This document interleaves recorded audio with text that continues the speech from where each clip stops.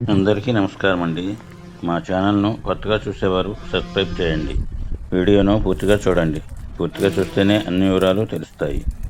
ఇంకా వీడియోలోకి వస్తే 28/4/24న బంగినపల్లి మామిడికాయల మార్కెట్ ధరలు ఈ విధంగా ఉన్నాయి. ఈరోజు మామిడికాయ మార్కెట్ ధరలు చాలా తక్కువగా ఉన్నాయి. బాగా క్వాలిటీ ఉన్న బంగినపల్లి కాయలు టన్ను 22,000 రూపాయలు మాత్రమే వేశారు.